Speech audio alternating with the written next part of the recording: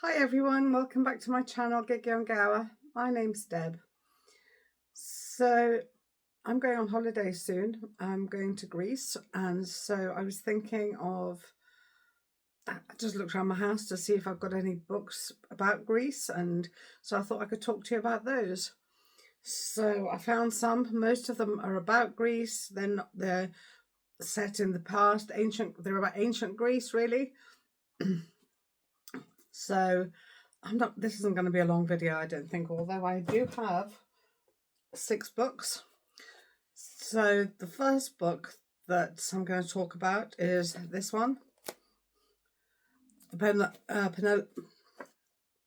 you say that? Penelopiad. The Penelopiad by Margaret Atwood. So it says, murder comes back to haunt you. For Penelope, wife of Odysseus, maintaining a kingdom while her husband was off fighting the Trojan War it was not a simple business. I've got a cold as well, sorry. And also, sorry about the light shining in my glasses. It's very dark, it's very rainy today. So it wasn't a simple business. Already aggrieved that he'd been lured away due to the shocking behaviour of her beautiful cousin Helen, Penelope must bring up her wayward son, face down scandalous rumours, and keep over 100 lustful, greedy and bloodthirsty suitors at bay. And then, when Odysseus finally returns and slaughters the murderous suitors, he brutally hangs Penelope's 12 beloved maids. What were his motives, and what was Penelope herself really up to? Margaret Atwood has given Penelope a realistic and witty voice to tell her own story and set the record straight for good. And Lucy Hughes Hallett of the Sunday Times says as potent as a curse. Sam Leith of the Spectator says pragmatic, clever, domestic, mournful. Penelope is a perfect Atwood heroine. And Mary Beard of the Guardian, and I think of Cambridge University, Mary. Atwood takes Penelope's part with tremendous verve. She explores the very nature of mythic storytelling. So, and The Independent says half Dorothy Parker, half Desperate Housewives. And it's from the Booker Prize-winning author of The Blind Assassin. Okay, Margaret Atwood, one of her other, she is a good author. So that is the Penelopiad. And then speaking about the House of Odysseus, the next book I've got about ancient Greece is by Claire North, and it's called The House of Odysseus. And it's this one. And this says Jennifer Saint, who's the author of Ariadne, says Claire North brings a powerful, fresh and unflinching voice to ancient myth. So in the front of the book it says, Claire North is a pseudonym for Catherine Webb, who wrote novels in various genres before publishing her first major work as Claire North, The First 15 Lives of Harry August. It was a critically acclaimed success, receiving rare reviews and becoming a word-of-mouth bestseller. She has since published several hugely popular and critically acclaimed novels, won the World Fantasy Award and been shortlisted for the Arthur C. Clarke Award, the Philip K. Dick Award, and the Sunday Times PFD Young Writer of the Year Award. She lives in London. So this says, in the House of Odysseus, the women have many secrets. On the Isle of Ithaca, Queen Penelope maintains a delicate balance of power. Many years ago, her husband, Odysseus, sailed to war with Troy and never came home. In his absence, Penelope uses all her cunning to keep the peace, but this is shattered by the arrival of Orestes, king of Mycenae, and his sister Electra. Orestes' hands are stained with his mother's blood. Racked with guilt, he is slowly losing his mind. Penelope knows destruction will follow in his wake as surely as the Furies circle him.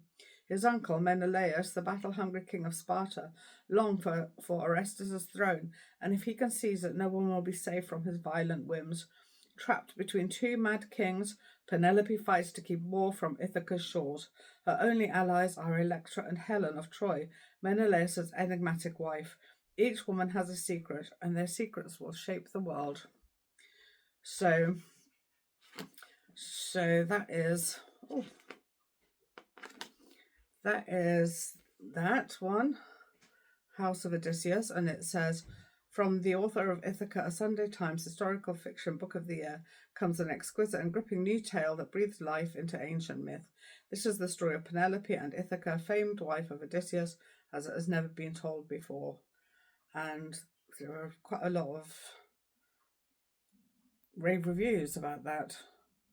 A gorgeous, emotive, feminist retelling of the classic Greek myth of Penelope, that's by the Belfast Telegraph.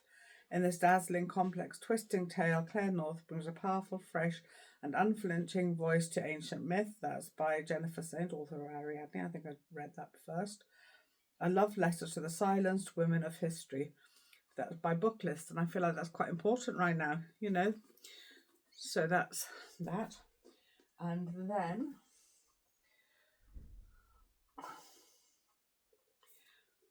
here's another one. I mean, obviously they're all interrelated, aren't they? So this is by Natalie Haynes, and it's called A Thousand Ships.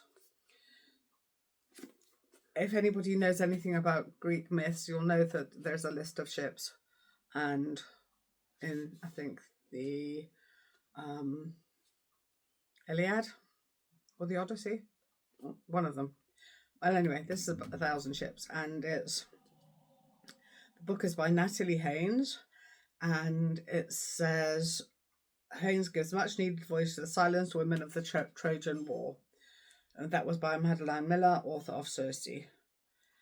And so the back, it says, Haynes is a master of her trade. She succeeds in breathing warm life into some of our oldest stories. And then this says, this was never the story of one woman or two. It was the story of them all. In the middle of the night, Crusoe wakes up to find her beloved city engulfed in flames. 10 seemingly endless years of conflicts between the Greeks and the Trojans are over. Troy has fallen. From the Trojan women whose fates now lie in the hands of the Greeks, to the Amazon princess who fought Achilles on their behalf, to Penelope, awaiting the return of Odysseus, to the 3 goddesses whose feuds started it all. These are the stories of the women embroiled in the legendary war. Powerfully told from an all-female perspective in A Thousand Ships, Natalie Haynes puts the women, girls, and goddesses at the centre of the story, and The Guardian says this is absorbing and fiercely feminist. And yeah, that's A Thousand Ships by Natalie Haynes, and yeah, a joy to read.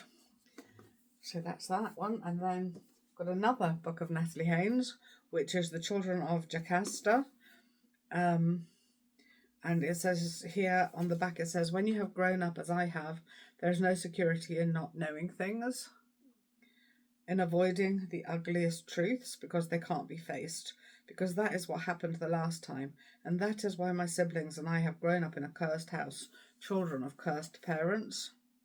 And it says, Jocasta is just 15 when she is told that she must marry the king of Thebes, an old man that she's never met. Her life has never been her own, nor will it be, unless she outlives her strange, absent husband. Ismene is the same age when she's attacked in the palace she calls home. Since the day of her parents' tragic deaths a decade earlier, she's always longed to feel safe with the family she still has. But with a single act of violence, all that is about to change. With the turn of these two events, a tragedy is set in motion, but not as you know it. In The Children of Jocasta, Natalie Haynes reimagines the Oedipus and Antigone stories from the perspectives of the two women often overlooked, retelling the myth to reveal a new side of an ancient story. And Victoria Derbyshire says, glorious, gripping, and brutal. Oh, this book has been signed by Natalie Haynes to my daughter Caitlin. And it says, to Caitlin, a brilliant classicist, Natalie Haynes. Yeah, my daughter Caitlin is a classicist, so that hence why we have so many books, modern books about ancient Greece in our house. So yeah, this is The Children of Jocasta by Natalie Haynes. And then this one is Jennifer Saint, and this is, I think I mentioned her when I was reading the reviews of one of those books, and this is Ariadne by Jennifer Saint, and this is energetic and compelling, a lyrical, insightful retelling, and it says, Elodie Harper, author of The Wharf Den, says it's exquisitely written and exceptionally moving. Jennifer Saint's Ariadne is a shimmering tapestry of two sisters bound by deceit and the shadows of family history. With a fresh voice and keen insight, Saints adds flesh and bone to an ancient myth, drawing the readers into an uneasy world of after effects. And that's by Yang Zixu, author of The Night Tiger. An ancient story of love and sisterhood reimagined. Jennifer Saint's Ariadne is a truly masterful debut, compulsive, absorbing, and lyrical. Saint breathes new life into the forgotten women of Greek mythology with a novel that's both incredibly absorbing and full of heart. So it says, thanks to a lifelong fascination with ancient Greek mythology, Jennifer Saint wrote classical studies at King's College London. She has spent the intervening 13 years as an English teacher, sharing a love of literature and creative writing with her students. Jennifer's debut novel, Ariadne, is a feminist literary retelling of the ancient Greek myth. She is currently working on a second novel, Electra. I think that might have been published already. So it says, as princesses of Crete and daughters of King Minos, or Minos, however you want to say that, Ariadne and Phaedra grow up hearing the terrible bellows of the Minotaur from the labyrinth. The Minotaur, Minos' greatest shame and Ariadne's brother, demands blood every year. When Theseus, prince of Athens, arrives in Crete as a sacrifice to the beast, Ariadne falls for him.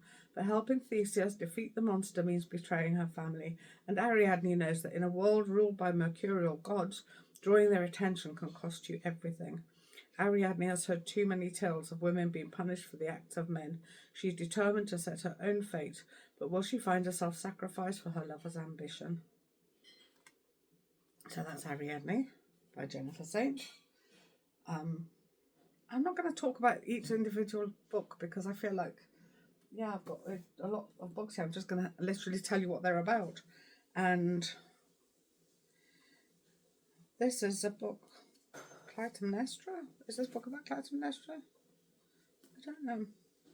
This is a signed copy. It says it's a signed copy as well. Oh, it's just signed by the author, Constanza Casati. It's not dedicated to anyone. And this it's called Babylonia. A queen will rise from nothing and change everything. A searing tale of love and ambition and a heroine full of passion and power. And this book, it says, ancient Mesopotamia, 9th century BC, into the streets of the Assyrian capital steps an orphan, Semiramis, a new wife to a fierce warrior. There she meets King Ninus, who soon wants her for himself. Semiramis will bow to no man, for who will stand in her way? A lover, a husband? In this world, kings fall while queens rise. And it says, Casati, the author, Constanza Casati, has taken the fragments of stories about this extraordinary woman and recreated her world with a vivid panache. Astounding, one of the most vivid, powerful works of historical fiction I've ever read. That was by Elodie Harper, and The Fire and Spark of Madeline Miller, and The Depths of Mary Reynolds. That's the review by Amanda Scott. So Elizabeth Fremantle says, this is a wonderfully sweeping epic. Semiramis may be ruthless in her pursuit of power, but her courage and passion, rendered in Casati's supremely confident and fluent style, makes her a compelling heroine for our times. Elodie Harper says, Babylonia is an astounding achievement, one of the most vivid, powerful works of historical fiction I've ever read. I was utterly swept up in the world in this novel, in the passions and power struggles of its fascinating protagonists, all of whom completely captured my heart. A stirring, addictive, and intoxicating tale with a deft weaving of myth and history, emotionally rich and lyrically genius, Casati's Babylonia has cemented her as one of the most skilled and exciting writers of historical fiction, bringing incomparable vibrance to the genre. That was by B. Fitzgerald. So that's Babylonia by Constanza Casati.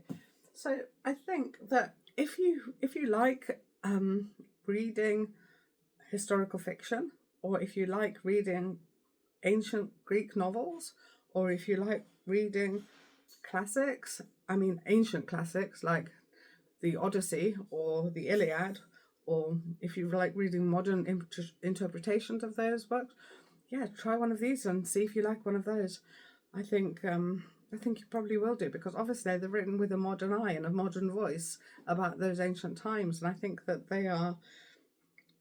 And if you do read one of them, please let me know. If you're reading any other modern takes on a classical